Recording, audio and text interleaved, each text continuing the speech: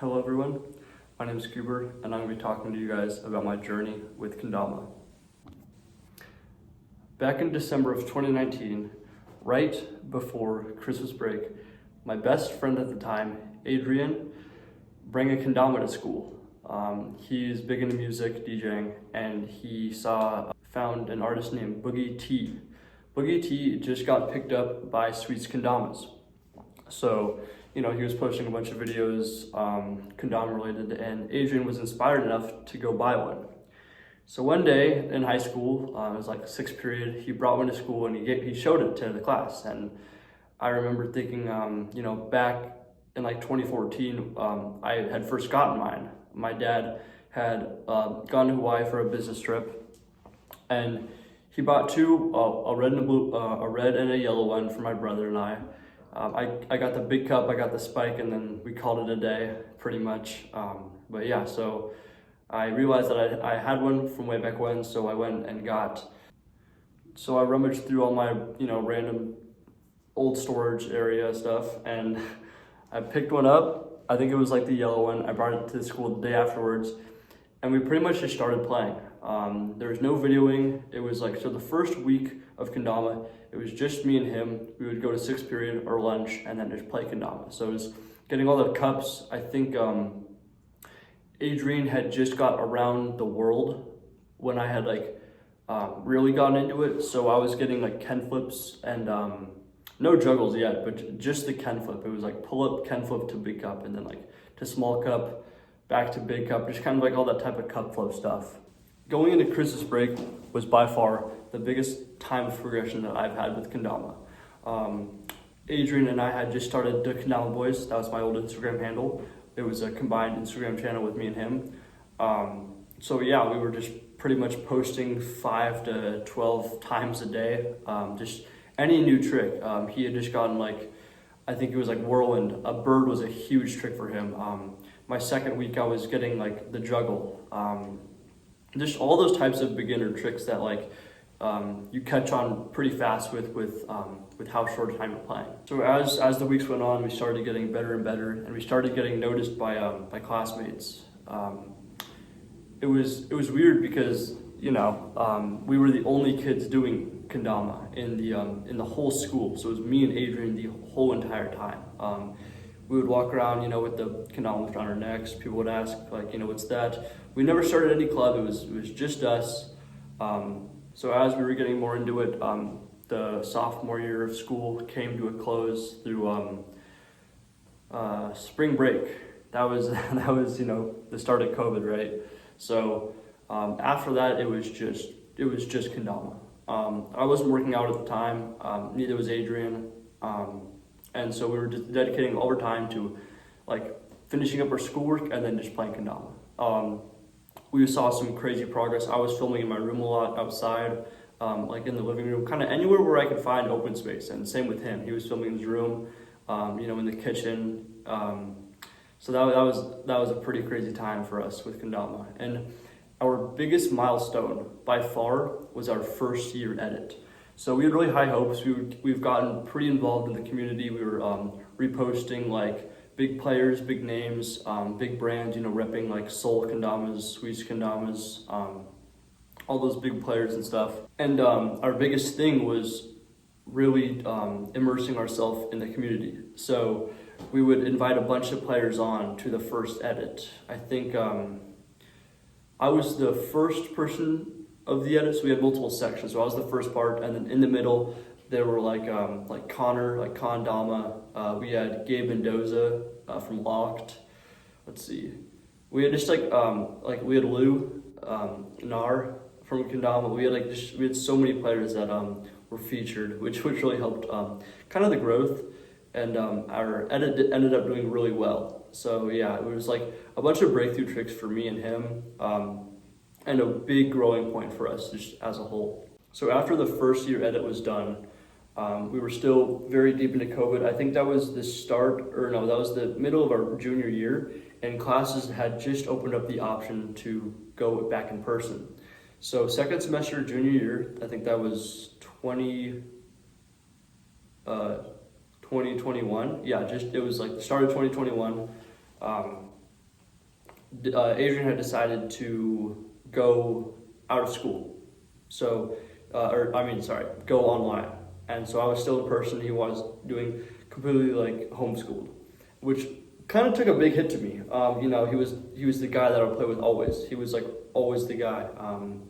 No shit, he was always the guy. But yeah, so in the cafeteria, we would, or not cafeteria, in the entrance of the high school, we would just play in one corner. It was like there was no traffic at all, so it was literally just me and him always. So when I heard that he was taking a break from school, just permanently like getting his GED, I wasn't heartbroken, but it was a big hit. So in the summer of 2021, Adrian was getting a lot more serious into more of his music stuff. I was getting a lot more into Kendama. I was trying to progress as much as possible. I was seeing a bunch of videos of these new players who were similar to my length of play, but they were way better than me, and so it was pretty much just a wake up call to take it more serious. It was like my calling, honestly. And we would still play almost every week. We would go out to this one open parking lot in like in the downtown part of just our town, our small town. So we played there a lot, and it was a great time. It was very obvious that we were taking different points or different paths in life, just in that time period. But we're still having the same amount of fun. Adrian, to this day, he still loves Kendama, but back then we were just so, so deep. So after 2021, 2022, late 2021, I had just started my senior year of high school, and I still hadn't gone to any events yet. Neither has Adrian. But I was getting better as a player. I was thinking about more like tap juggle lines, more juggle weight Ken lines, J-stick lines, kind of getting just trying to well round myself as much as I could. But in the back of my mind, I had no like big goals or aspirations for Kendama. The only thing I really wanted to be was just a respected person in the community. Someone that grinds pretty hard, and does his best, but nothing big placement in a comp. Even like the thought of going to a comp was very foreign to me at that time. So yeah, 2022 was pretty much similar to 2021, where it was just like Adrian was doing music, I was pursuing Kendama, and that was kind of just it. Yeah, at the end of 2022. I was starting up college, so this would be my freshman year of college. Adrian had decided to take his music talents to Colorado. So now Adrian lives in Colorado right now, but so it was my freshman year of high school, and I'm pursuing a degree in architecture, and he is pursuing music in Colorado. And so that was our biggest time alone for sure. It was. Adrian was really growing up in a sense of like maturing and living like so far away. It was truly admirable. I really respect him for taking that big leap because it's really paid off recently. So by the end of 2023, we were playing a lot more at our local college. So me and that guy Trevon, fucking love you, dude. But so besides that, we go into the campus and there's a place called the Wood Center. It's a very well-known place just for studying and socializing. So we always go to play there. There's a place with great lighting and open space. And we see this girl come up to us being like, hey, there's a player downstairs that plays Kendama. And so we'd never heard of anyone who plays. So we immediately go downstairs and talk to the lady. And she ended up being the president of clubs. And so she was the one that she was the person that brought the UAF Kendama club to its feet. So I had a bunch of players in mind that I wanted to, or a bunch of friends that I wanted to ask if they wanted, just any part of it. And so yeah, the club was very, very, very nonchalant at first. It was just me and a couple buddies.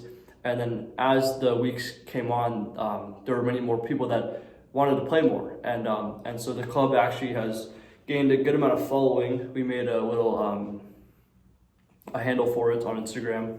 And so yeah, that was by far, that was a really big thing for us. I'd really just taken a deep dive into like the social aspect of Kendama then. And so as the club's growing, I'm making more kind of brand, or not brand, but little connections with brands being like, hey, I just started this club. Could you guys send me some kendamas? I'll pay them in bulk, or if you could just send them for free, that'd be amazing. So that was a big thing for my personal growth with the social aspect of kendama. And 2023 was also a very big year for me in kendama, because that was the first year that I've ever gone to a official kendama event. So it was like a little like 1.5 to 2 months after I started the club, and the event was Battle at the Border 2023. So this was, like, gosh, I was pretty much just terrified, because I was at the level where I thought I was pro. Looking back, I was not whatsoever. But I had applied to do the Pro Open. The tricks were hard. I wasn't consistent enough to do any of those tricks at all. In hindsight, it was a bad idea, but I gained so much experience from it. I remember waking up super early in the morning. I packed all my stuff. I brought a couple of kendamas with me. And at the time, I was really trying to play and get on Lock Studios. Their brand's amazing, and I love them so much. Danny, the goat. So I was playing Locked a bunch, and my flight from Fairbanks to Seattle, so Fairbanks is the place that I live, Fairbanks to Seattle, I had met Zach. So during the trip from the layover between Seattle to Nashville, I had stumbled upon Zach Gallagher. And I had little to no experience with how pros were in person, if they were gonna act like celebrities or just, down to earth, like everyday people. So I came up to him, I freaked out. I was like, oh, like, you're Zach Gallagher, like, my name's Cooper. I'm like the biggest fan, like I play a kendama, like I'm here for the event. And so we kind of just, we just had this little funny conversation. He was pretty startled because I was so like uppity, very happy to meet him. Yeah, it was the first time meeting Zach, Johnny, Chris Bosch was there, and yeah, so those were the main people that we were going with. So yeah, just kind of hanging out with them was a really fun experience. Talking about like how I was from Fairbanks and just like in like a small town. That was just a crazy little thing.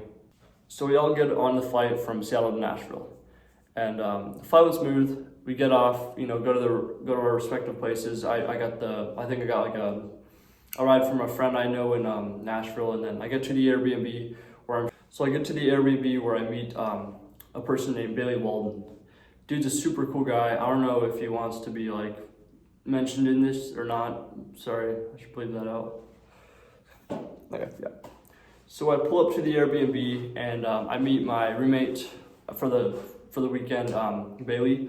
Really great guy, really great kendama player, and it was both our first events, our first like big events, and so we talk how I was going to be in the pro and he was just going to be spectating for the event, and we get there and pretty much every person that I'd ever dreamed of meeting was there. Like all the Sweets pros, all the Soul pros, Kusa pros, all those guys. I met the Lock team, that was really fun.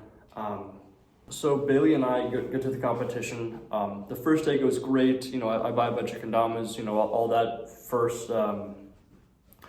first competition hype kind of goes down, the freestyle goes down, like all the, really cool, all that stuff goes down. And we get to the second day. And so second day, I'm up competing in the Pro Open. And that time in 2023, I was nowhere near that ability to compete at the pro level. So I get smashed 3-0, 3-0 by Casey Henson and Lyndon Whalen. And it was a big wake-up call of, now I need to get better. Because I thought I was, that good. I thought I was almost like that guy, pretty much. Being able to compete. And sure, I could win those tricks, but on stage just was a whole other thing. And, just like with all the eyes on you, it's hard to lace, just straight up. leaving battle left a big impression on me that I need to get better as a player. I thought I was good enough, and clearly that was not the case. So I spent just that end of the freshman year of college just grinding kendama. It was, passing classes to get into a program that I really wanted to get into, and just strictly just playing kendama. So I saw a lot of progress from the the start of second semester to the start of the second semester to the end of 2023. And here's where kendama almost took a pretty big backseat in my life. So I just applied for this big job interview, and I knew that this job would take roughly 50 to 65, 70 hours away from my life, including kendama. And so I applied for the job, I landed it, and I was working pretty much Monday through Saturday, 7 in the morning till 7 p.m. That was pretty much it. And it took me a while to kind of get my brain around how to be playing kendama, because it's such a big part of my life. And so that was just a whole thing. It took me almost like 3 to 4 weeks of failing, before I started being able to progress in kendama the way I would want to. So I would wake up at around 4:15, 4:30 in the morning. I would get to the gym by 4:50, like on the dot, or at least before 5 o'clock. Start my workout from between 5 to 5:45, I would say, that's like the workout duration. Get out, and then take a shower. I would take 5 to 10 minutes, put on my work stuff, and then I would go to a gas station, buy some trail mix, like a muscle milk or like any protein, and then like a water, and then get to the job site. And then work from 7 to 7, get off, take a big shower, and then play kendama. So pretty much from between 8 to 9 p.m. I was playing kendama. And then I would get into bed by 9:15, out by 9:30, and then just repeat that process. So that's how I started. That's how I was able to fit kendama in my life. I wanted it badly, and I still do, but God, that time was pretty much like a not life or death, but it was a make or break period of my life. Leaving away from the job, we're still in 2023, and I'm starting to attend Washington State University, pursuing a master's degree in architecture. So the first couple weeks of school, I was taking everything pretty nonchalantly, doing classes. They weren't too hard. Playing a little bit of kendama, but nothing insane. Mainly just kind of socializing with my friends. And I realized that I had to lock in if I was ever gonna be consistently progressing in kendama. So after I'm settling into Pullman, finding a good groove to play more kendama and consistently progressing, I get word that there's gonna be a very local, not a very local, but just like a closed kendama competition, and that's gonna be in Spokane, Washington. So after hearing that news, that I was consistently just trying to get better. Spokane is pretty close to Pullman, like an hour 30 drive, and I had some friends that had a car, or I would just take the bus to it. And so yeah, it was just a big thing of just finding all this time and fitting 1 hour a day, 1 to 2 hours a day, every day, just to play kendama and keep progressing. So as the time grew near, I was getting more and more advanced with my stuff, and by then I was just playing kendama. So then we get into the weekend of the comp. So I hit up my friend, Sam, shout out Sam. So me, Sam Colson, and Sam's girlfriend are all going to the competition. And this is the first big experience to hang out and seeing a bunch of kendama players. So the competition started with an amateur open first, and then the pro open.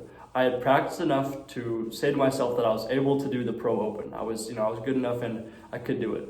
So how it goes is they call my name and I'm going against this guy named Caleb Jeffries. Caleb Jeffries is on 365. He's a great dude. He does all the live streams and does a bunch of the background information with the 365 kendama. And so this was and I was pretty nervous, right? Everyone's watching me and I'm playing against this dude. And so the tricks, come out, and I remember getting my first kendama trick in an open, and it was double bird flip. That was that was the first thing to kind of seal like my confidence in competition.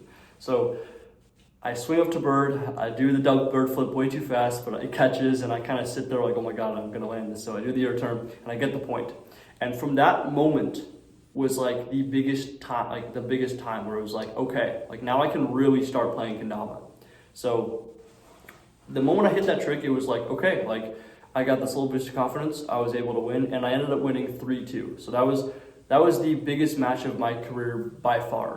And it probably because I was like the first match I won, and the first match that I was telling myself that like I can win this, not just going up there and being afraid, being like I am the person that's in control. So after I win that first match, I take a little break, kind of keep warming up, keep drinking water, getting hydrated, and my second match comes up against Chris Ju.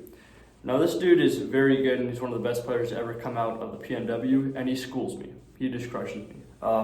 But I didn't really care because I knew that I still had it. There's I kind of got this fire that set with that first match. That was like one of the biggest matches for me.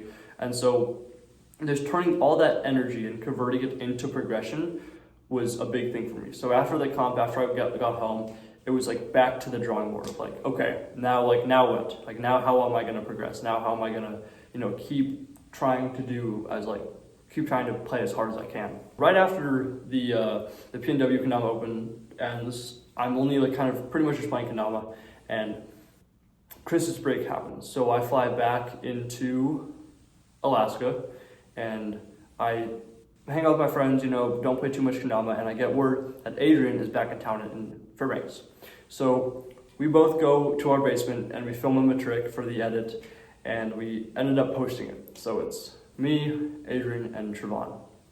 That edit took a lot of time. I was pouring a bunch of hours into my schoolwork, obviously, but really into Kendama. That was a big focus of me. So after the 4-year edit gets uploaded, I got about 3 to 4 weeks of practice before the Battle of the Border 2024. And I had talked to a bunch of players, and the best advice that I've gotten was to practice the tricks and do mock battles of the Open. So me and Nate Wilcox, fucking shout out Nate, we ended up FaceTiming pretty much an hour to hour and a half every single day, and just play Kendama Open. Okay, good. So after we just start kind of grinding, it was so we were both getting better at the tricks. I started in Fairbanks, so we just ended filming, and then the tricks dropped, so I hit up Nate being like, yo, we gotta practice. So we started practicing every single day, up until the comp, and the schoolwork was bad, so it was kind of hard to find sometimes every now and then, but we made it work. So the closer and closer the competition got, the more and more me and Nate were practicing. And man, we practiced a lot. It was we both wanted it so badly. My first year battle, I did terrible, and I wasn't good enough just outright to compete at that pro level. And I knew for a fact that I was this year coming up. So about a week before, we're just kind of talking our mindset and mental ability, kind of going into it. And so we both fly in. He lives south of me, so it was pretty far away.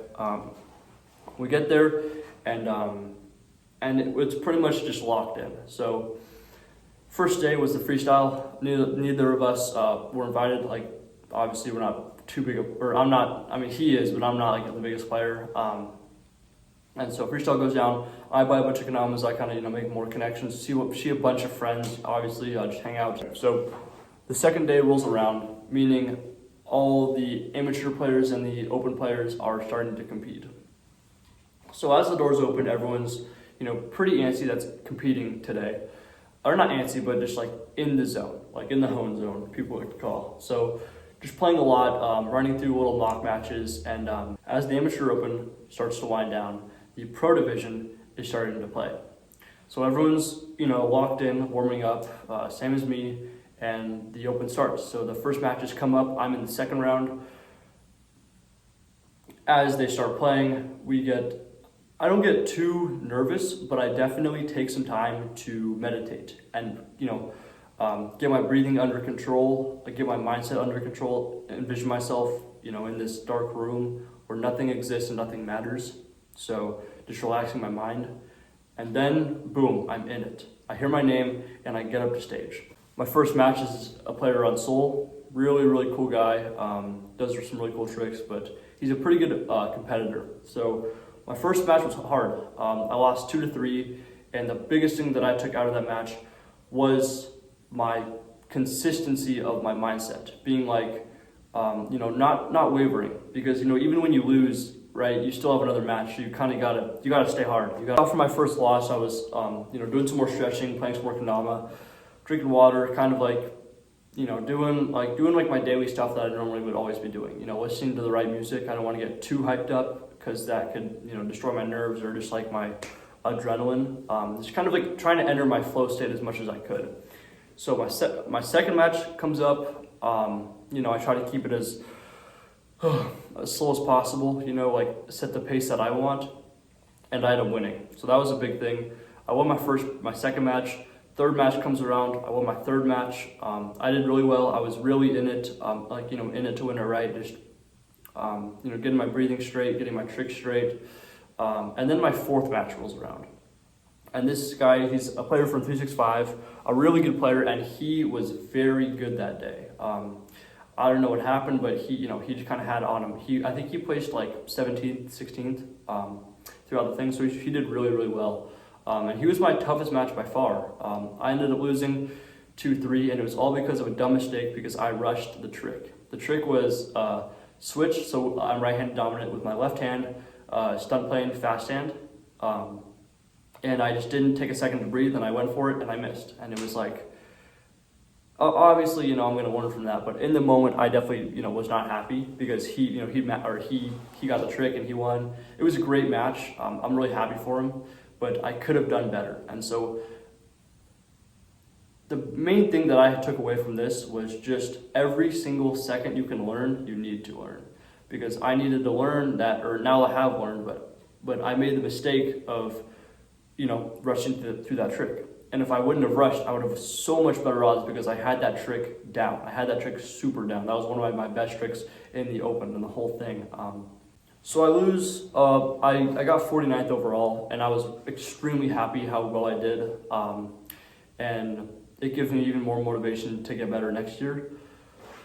So yeah, the main takeaways were just take your time, because deep down, kendama is just a way to have fun. I take it extremely seriously, but it's only because I want to have more fun with it, and I want to be the best player that I can be and the best person that I can be through kendama and even, through life. So, as the comp winds down, it gets more intense on the stage, but I'm just spectating with all my friends. It was a great time, and the competition comes to an end. So I fly back, and now we're really now we're kind of here, right? Just always, trying to make time for kendama, battling, my schoolwork load.